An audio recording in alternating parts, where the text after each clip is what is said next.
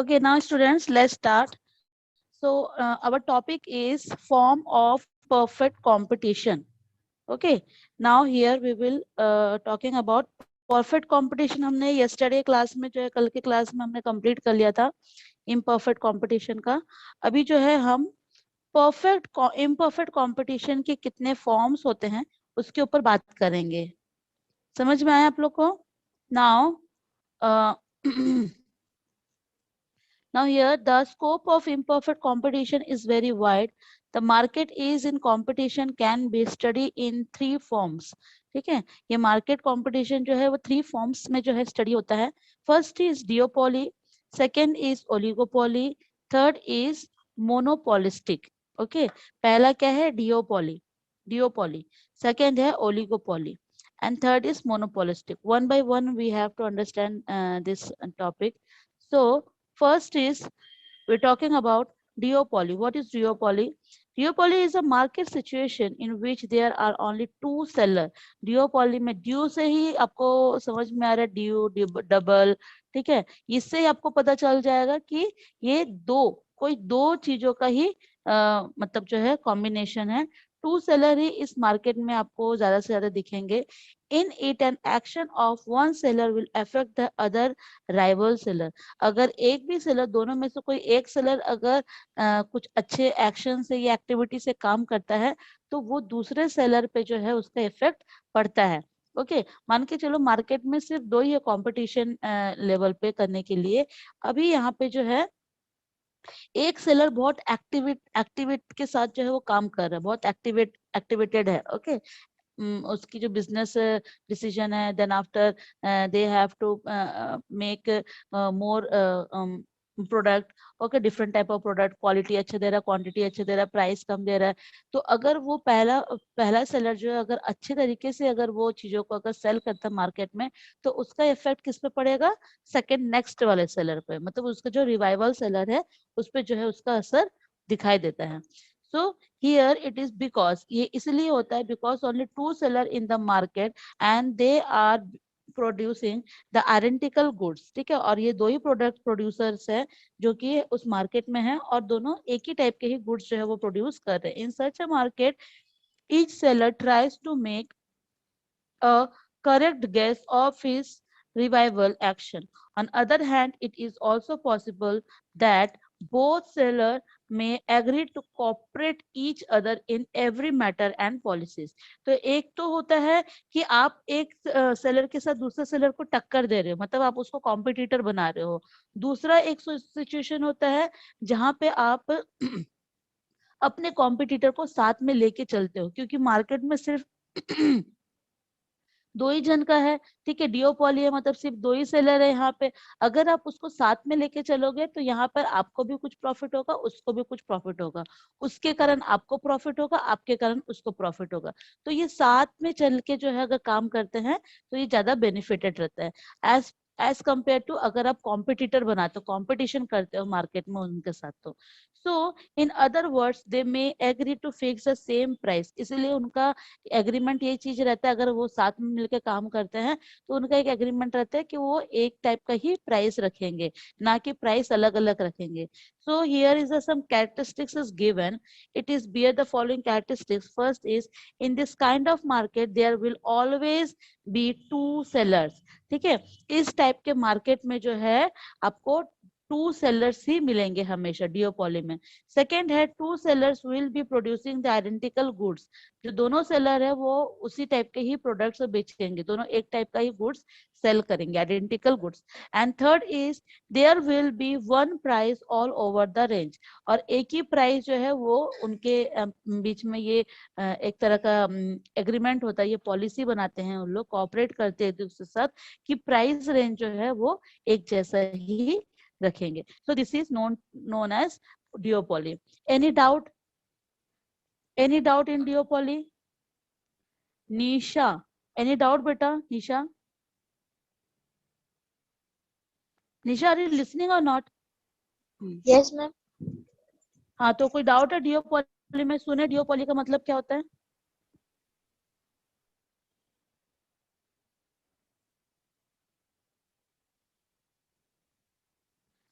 Okay. Now oligopoly. Oligopoly is that form of market where there are few sellers and the price output policy of one seller does not affect the price and output policy of the other seller. The oligopoly seller produce homogeneous goods or the close substitute but not perfect substitute of another one another. मतलब यहाँ क्या बता रहा है कि जो oligopoly है, oligopoly जो है वो फ्यू सेलर्स यहाँ पे दिखाई देते हैं, कम ही सेलर्स होते हैं। प्राइस आउटपुट जो पॉलिसी रहता है ये one seller does not affected the price, इसको प्राइस से कोई भी अफेक्टेड, इस सेलर को प्राइस से कोई अफेक्टेड नहीं होता, चाहे वो अपने प्राइस को इंक्रीज करे चाहे डिक्रीज करे, जस्ट बिकॉज कि यहाँ पे उसके सब्स्टिट्यूट गुड्स रहता है। ओलिगोपोली में जो रहते हैं वो फ्यू सेलर्स ही होते हैं, बट कि इसमें जो रहते हैं सब्स्टिट्यूट गुड्स होने के कारण जो है वो अपने प्राइस को इफेक्ट नहीं, अगर इफेक्ट कुछ भी चेंजेस करते हैं तो इस पे प्राइस पे कोई इफेक्ट नहीं होता है। ठीक है, और ये ज्यादातर जो गुड्स रहता है वो होमोजेनियस गुड्स रहता है, और the close substitute but not perfect substitute of one another. Example are Tata Iron and Steel, Hindustan Steel Limited, Bokaro steel company. आप देखोगे तीनों ही स्टील बनाता है, ठीक है, तीनों ही जो है वो स्टील बनाने का काम करता है। अगर हमको मार्केट में आयरन स्टील नहीं मिल रहा है या फिर टाटा का स्टील नहीं मिल रहा, तो हम हिंदुस्तान स्टील लिमिटेड से जो है उससे परचेस कर सकते हैं आयरन या स्टील जो भी है ना। क्यों? क्योंकि देखो यहाँ पे फ्यू सेलर्स होते हैं और इनकी जो प्राइस पॉलिसी रहती है वो सेलर को उतना ज्यादा इफेक्ट नहीं पड़ता है, उतना नहीं नहीं जाता है। ठीक है, मतलब आसपास के रेंज में ही इन लोग अपना जो भी है काम करते हैं। सो ओलिगो का मतलब होता है यहाँ पर फ्यू और पोलियन का मतलब होता है टू सेल। तो डेफिनेशन यहाँ पे दिया हुआ है ओलिगोपोली का, मेयर का दिया हुआ है, जॉन रॉबिन्सन का दिया हुआ है। You have to read this, okay, आप इसको रीड कर लेंगे बाद में। Then next is form of oligopoly और टाइप्स, कितने टाइप्स के ओलिगोपोली होते हैं। फर्स्ट इज प्योर और परफेक्ट ओलिगोपोली, सबसे पहला है प्योर और परफेक्ट ओलिगोपोली।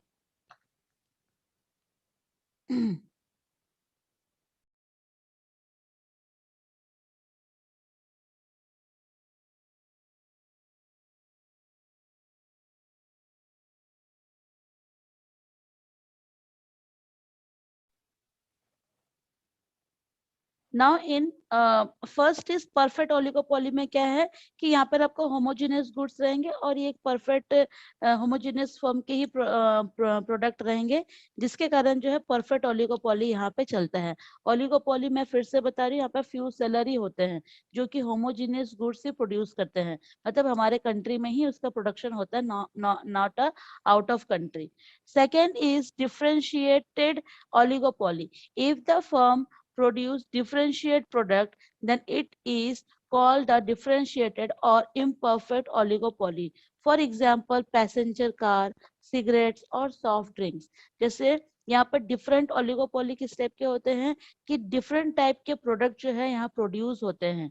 ओके, जैसे कि पैसेंजर कार, जैसे पैसेंजर कार में अगर आप देखोगे कैब जो बुकिंग करते हैं, अभी ओला है और एक और कुछ नाम था, ओला था, उसके साथ एक और था, I forget it, but passenger car जो रहते हैं आपको इजीली मिल जाएगा। और ऐसे भी एजेंसी वगैरह से अगर आप जाओगे पैसेंजर कार के लिए तो वहां पे भी आपको रेंटल में मिल जाएगा, जहाँ पे बस है ना, ट्रेन, कार, वहां पर आपको मिल जाएंगे। लेकिन ओला जो था वो एक तरीके का एक नेशनल वे में था।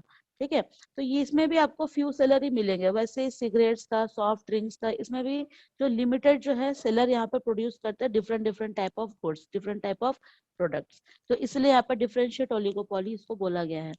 ठीक है, टाइप्स बता रहे हैं ना, टाइप्स ऑफ ओलिगोपोली बता रहे हैं। तो पहले तो प्योर हो गया, सेकंड डिफरेंशिएट, तो थर्ड है कलेसिव ओलिगोपोली। अब कलेसिव क्या होता है? कलेक्सिव का मतलब होता है किसी भी चीज को जो है कोऑपरेटिव तरीके से चीजों को ऑपरेट करना, कोऑपरेट तरीके से ऑपरेट करना। So if the firm cooperate with each other, अगर एक फर्म दूसरे फर्म के साथ कोऑपरेट करके तरीके से अच्छे से काम करेगा तो यहाँ पर प्राइस डिटर्मिनेशन दोनों जो है वो सेम रखेंगे। ठीक है, तो ये सिर्फ कलेसिव ओलिगोपोली बोलते हैं। मतलब दो जन मिल के जो है चीजों को कॉपरेट करके उस चीज को जो है हैंडल करते हैं।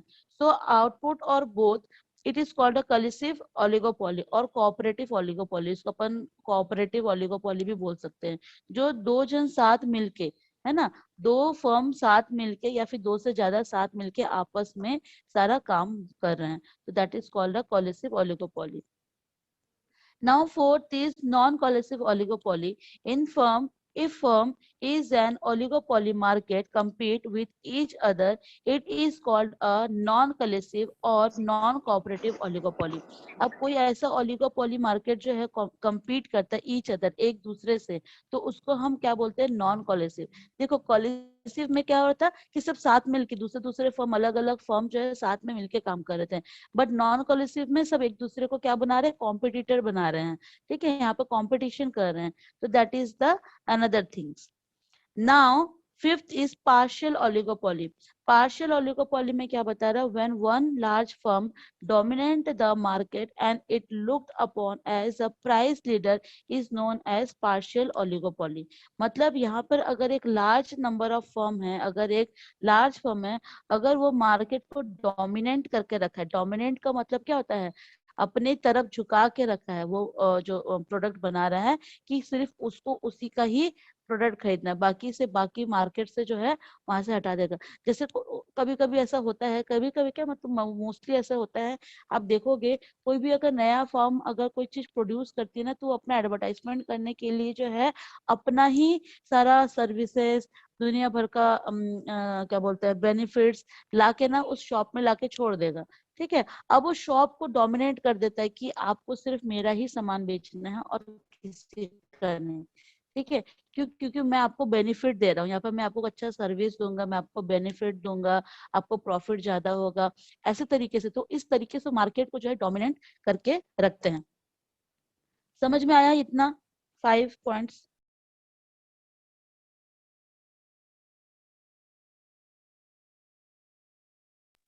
Yes, ma'am. डाउट है तो पूछो, अगर कोई डाउट है तो।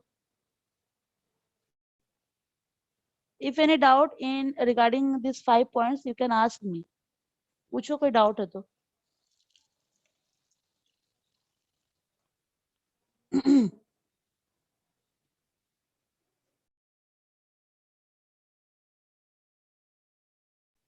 टाइप्स ऑफ ओलिगोपोली में अगर किसी को डाउट है तो पूछो। Nobody have doubt? Shall I continue? Yes, ma'am. Okay, now characteristics of oligopoly। अभी जो हम characteristics पढ़ेंगे oligopoly का, सबसे अपन जो है टाइप्स पढ़ लिए, अभी कैरेक्टरिस्टिक्स पढ़ेंगे। तो कैरेक्टरिस्टिक्स में बता रहा है सबसे पहला मोनोपोली पावर। ओलिगोपोली का कैरेक्टरिस्टिक्स पहला पॉइंट है मोनोपोली पावर। इस मोनोपोली पावर में क्या होता है कि मोनोपोली पावर जो रहता है ओलिगोपोली का सबसे पहला एलिमेंट है। मोनोपोली का मतलब क्या होता है? ओनली वन फ्यू फर्म और each firm has a large share of a market. एक ऐसा फर्म या फिर एक ऐसा बड़ा फर्म जो है वो पूरे मार्केट को जो है अपनी तरफ झुका के रखता है। It is share of the market to control the price and output. पूरा मार्केट का कंट्रोल सिर्फ इनके हाथ में रहता है, तो that is called a monopoly. Okay, monopoly power उसको बोलते हैं। मतलब एक अकेला इंसान या अकेला एक ईच मतलब हर एक फर्म जो है मार्केट अपने तरफ जो है वो एक करता है कि लोग जो है सिर्फ उसी का ही प्रोडक्ट खरीदे। ठीक है, तो that is called a monopoly power. Second is interdependence of firm. Interdependence of firm का मतलब बता रहा है कि यहाँ पे हर एक फर्म एक दूसरे के ऊपर इंडिपेंडेंट है, मतलब डिपेंडेंट है।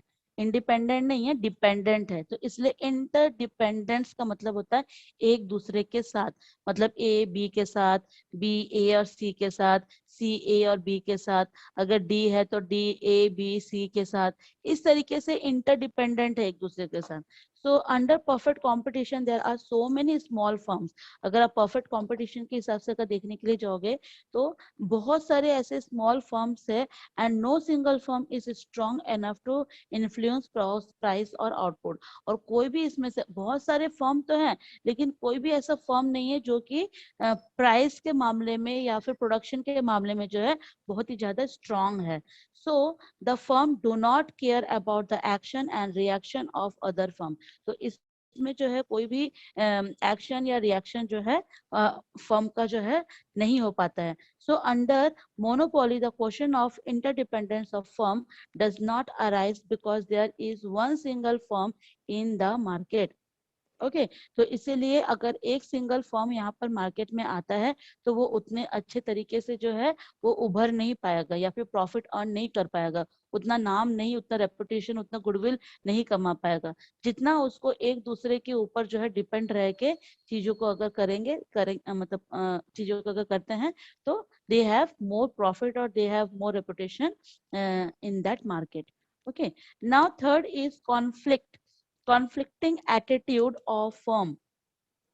Under oligopoly, two types of conflicting attitude and found in the firms.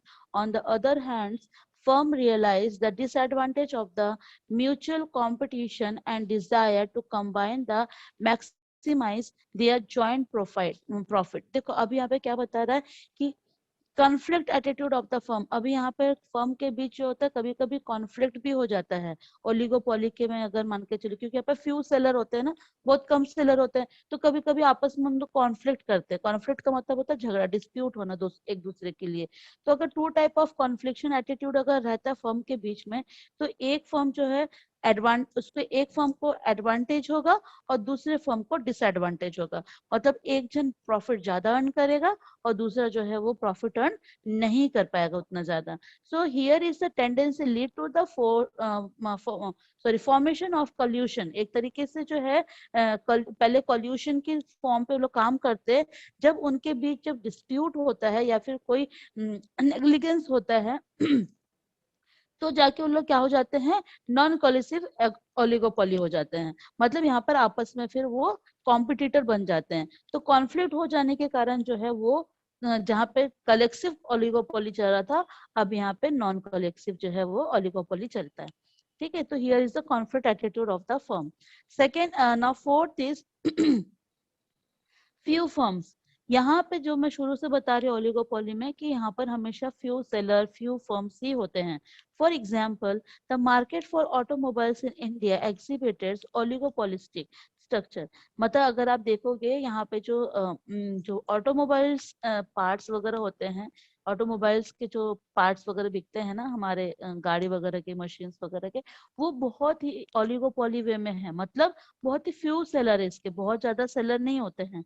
क्यों? क्योंकि इसके बारे में उतना लोगों को मार्केट के बारे में नॉलेज नहीं होता है, that's why. Exhibiting monopolistic structure as there are only few producers of automobiles. इसलिए यहाँ पर फ्यू सेलर्स ही होते हैं जो कि ऑटोमोबाइल्स जो है वो बेचते हैं, जैसे गाड़ी के पार्ट्स है ना, इस टाइप के बहुत ही फ्यू सेलर आपको मिलेंगे यहाँ पे।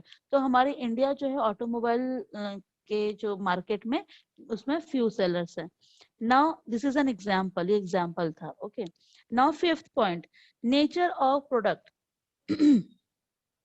नेचर ऑफ प्रोडक्ट का क्या बता रहा है? If the firm produce homogeneous product it become pure oligopoly.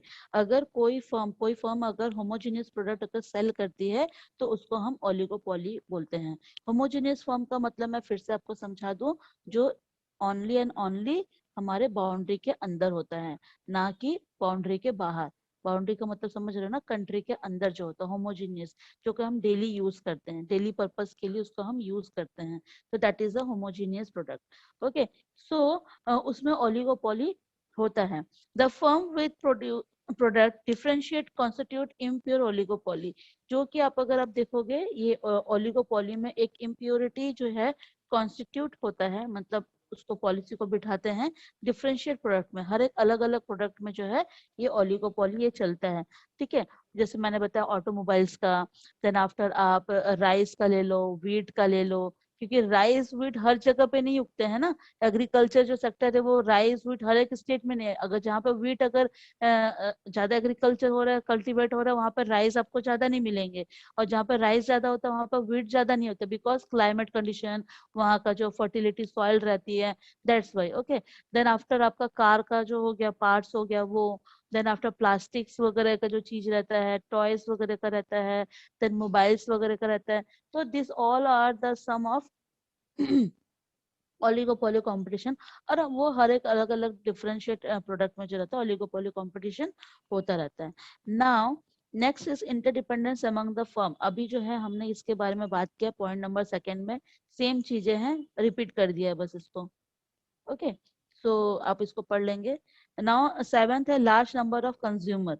Large number of consumer जो है यहाँ पे उतने ज्यादा नहीं होते हैं। Demanded the product. हाँ, अगर प्रोडक्ट का डिमांड है तो यहाँ पे लार्ज नंबर ऑफ कंज्यूमर जरूर होते हैं। सेलर कम होते हैं लेकिन लार्ज नंबर ऑफ कंज्यूमर जो है यहाँ पर ज्यादा होते हैं, because as per the need of product, market में किस तरीके से प्रोडक्ट का डिमांड है वो कंज्यूमर के ऊपर ही डिपेंड करता है। ओके, सेलर जो है फ्यू होते हैं लेकिन कंज्यूमर इसमें ज्यादा होते हैं। Now at is indetermined demand. The demand curve under oligopoly is indeterminate because any steps taken by his rivals may change the demand curve. Okay, यहाँ पे बता रहा है जो भी डिमांड कर्व होता है, जो भी डिमांड कर्व होता है ये राइवल के थ्रू होता है। ओके, मतलब ओलिगोपोली डिटरमाइन करने के लिए जो है हमको इसके लिए कुछ राइवल्स स्टेप्स जो है वो लेने पड़ेंगे, मतलब मार्केट में कंपटीशन लेके आना पड़ेगा। So that is the oligopoly competition. Okay, understand all characteristics is explanation is finished, done. Have you any doubt? किसी को भी कोई डाउट है कैरेक्टरिस्टिक्स में? No. डन सबका? No. सब? हाँ बोलो।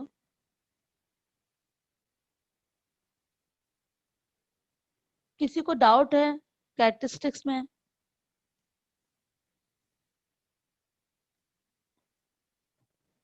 कैरेक्टरिस्टिक्स में अगर किसी को डाउट है तो पूछ सकते हो, टाइप्स में अगर किसी को डाउट है तो पूछ सकते हो, देयर हैव नो इशू। कोई डाउट नहीं है किसी को?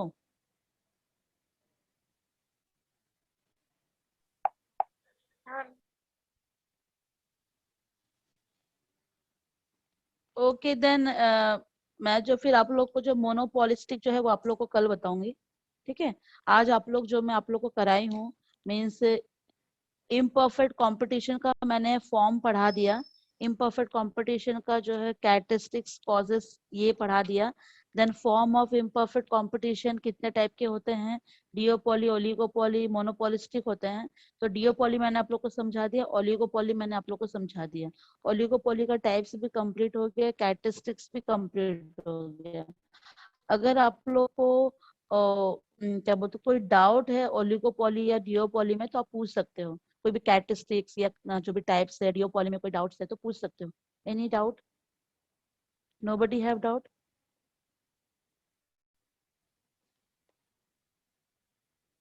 टेल मी बेटा। No, ma'am. अच्छा, तो मोनोपोलिस्टिक में आज कराऊं कि कल कराऊं? आज करा दो, क्या थोड़ा सा ही है बस, बट ये हम चैप्टर क्या बहुत करा जल्दी देना?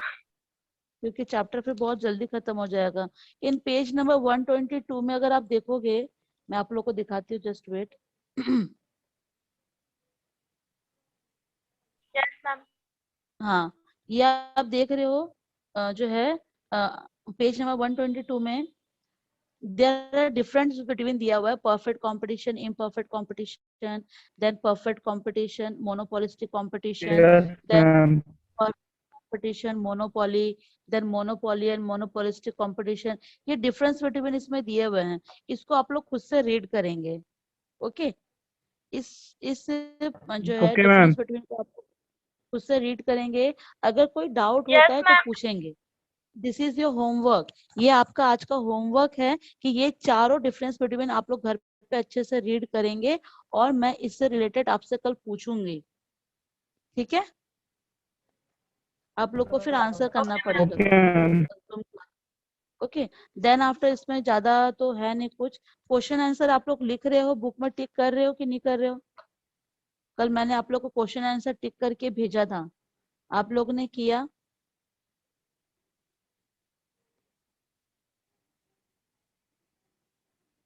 मैंने आप लोग को क्वेश्चन आंसर टिक करके भेजा था, आप लोग ने किया?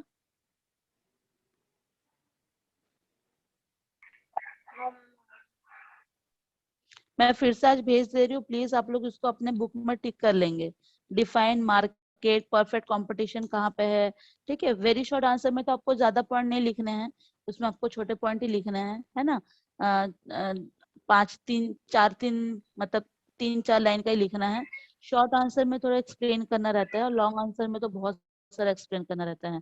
तो मैंने आप लोगों को इसका जो है मैं फोटो क्लिक करके भेज दूंगी, आप लोग इसमें ढूंढ लेंगे, आप लोग बुक में। नहीं मिलता है तो प्लीज पूछो, ठीक है। Yes ma'am. Okay yes ma'am. Okay, तो कल जो है मैं आप लोग को मोनोपोलिस्टिक समझाऊंगी। हियर इज द मोनोपोलिस्टिक, ये वाला पॉइंट जो है मैं आप लोग को कल समझाऊंगी, ठीक है।